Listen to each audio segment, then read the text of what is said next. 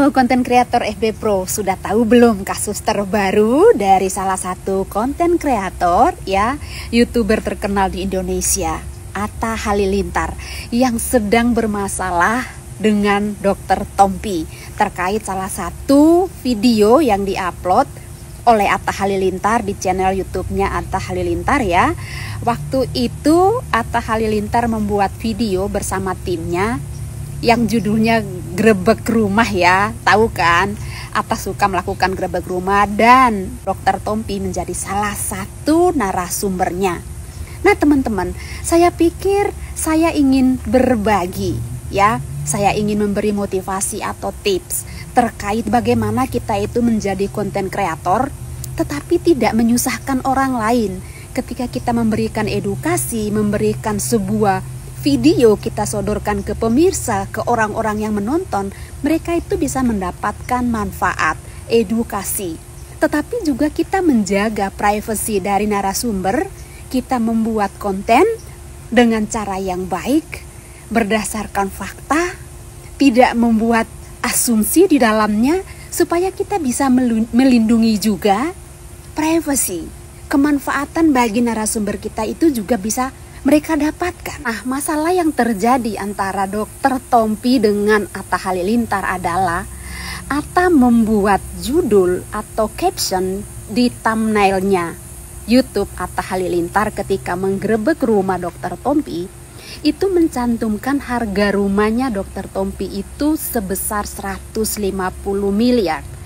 Dan Dr. Tompi bertanya kepada Atta, dari mana kamu bisa mencantumkan harga sebegitu besar? Apakah saya pernah ngomong?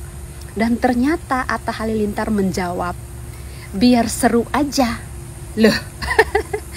Nah teman-teman, dalam hal ini ada dampak yang kurang baik yang didapatkan Dr. Tompi. Dr. Tompi dikejar-kejar pihak pajak untuk mengklarifikasi apakah benar harga rumahnya 150 miliar. Tahu dong kalau sudah dikejar-kejar petugas pajak, apa yang akan terjadi dengan Dr. Tompi. Jadi dalam hal ini teman-teman, saya ingin kita itu sebagai konten kreator bisa belajar banyak hal. Saya tidak menyudutkan Atta di sini ya, tetapi saya ingin mengambil apa sih poinnya, apa sih yang bisa kita pelajari dari masalah yang terjadi sebagai konten kreator ini.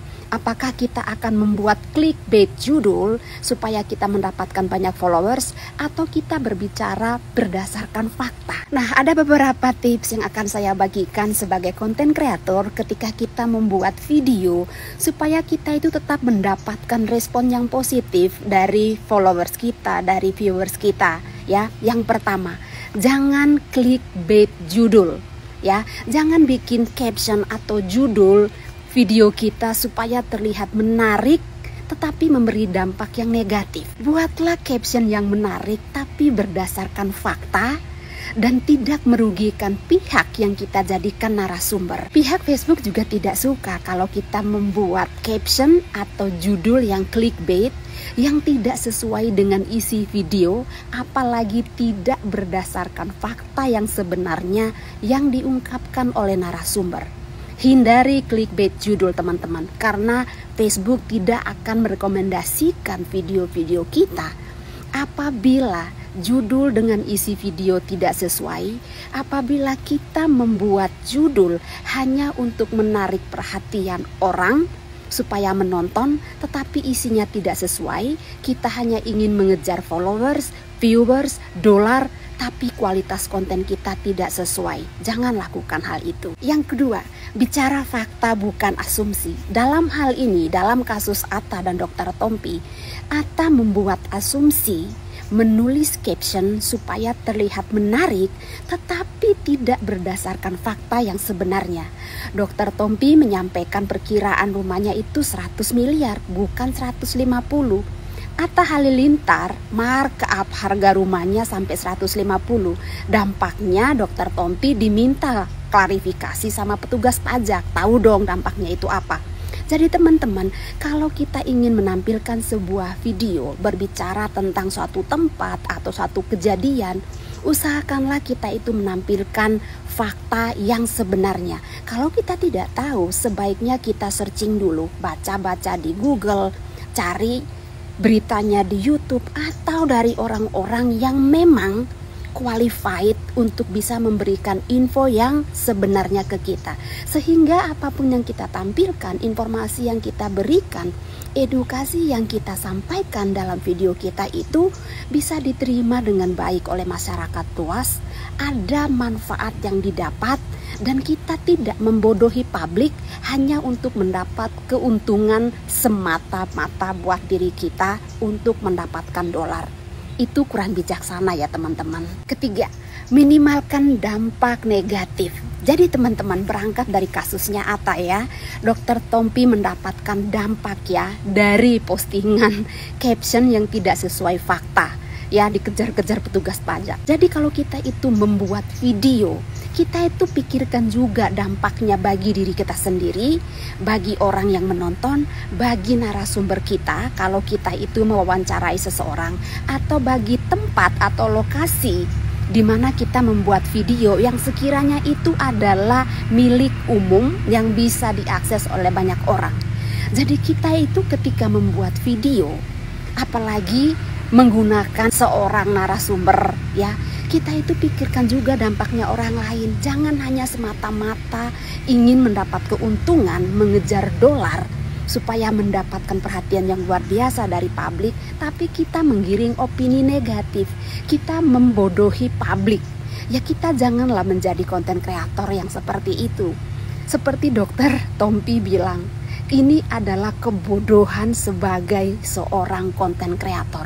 Apa kita mau dicap sebagai konten kreator yang bodoh? Tentu tidak. Jangan sampai kita memiliki banyak followers, tapi kita membodohi viewers dan followers kita dengan caption-caption yang clickbait. Jangan. Yang keempat, edukasi penonton dengan cara yang berkualitas, dengan attitude yang baik sebagai konten kreator ya. Kita itu harus menunjukkan kalau kita adalah konten kreator yang bisa diperhitungkan, yang mempunyai attitude yang baik ya, yang mempunyai pola pikir yang baik, yang mampu memberi dampak yang positif bagi banyak orang. Jangan hanya semata-mata mengejar dolar, kita menjerumuskan orang lain. Kita memberikan dampak yang negatif bagi orang yang sudah kita mintai ya sebagai narasumber. Jangan teman-teman. Ketika kita menjadi konten kreator, kita mempunyai tanggung jawab moral terhadap isi video yang kita bagikan. Buatlah video yang edukatif, yang memberi inspirasi bagi banyak orang berdasarkan fakta, bukan asumsi.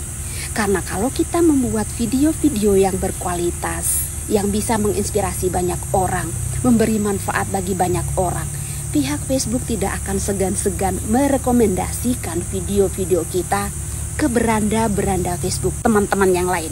Tentu saja kita akan semakin banyak mendapatkan dolar, followers kita banyak, jangkauan kita semakin luas, banyak dampak yang positif yang kita dapatkan. Jadi teman-teman, jadilah konten kreator yang mengejar dolar dengan cara yang barokah, yang bisa memberi kemanfaatan bagi orang lain dari setiap video atau konten-konten yang kita bagikan, dan kita mampu bertanggung jawab terhadap setiap konten yang kita bagikan.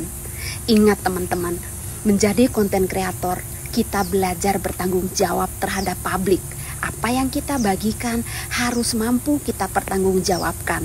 Apalagi kalau kita mewawancarai seseorang, memakai seseorang atau menggunakan jasa seseorang sebagai narasumber, tampilkan semua fakta, data-data itu berdasarkan sumber yang kita dapatkan. Baik melalui wawancara langsung dengan narasumber yang bersangkutan ataupun berdasarkan observasi yang kita dapatkan di lapangan, tetapi sudah kita konfirmasi ulang kepada pemilik atau narasumber, sehingga fakta yang kita bagikan, konten yang kita bagikan kepada publik tidak membodohi publik, tidak memberi dampak negatif bagi narasumber kita, atau tempat atau lokasi di mana kita mengambil video, yang dimana lokasi tersebut menjadi milik umum atau publik.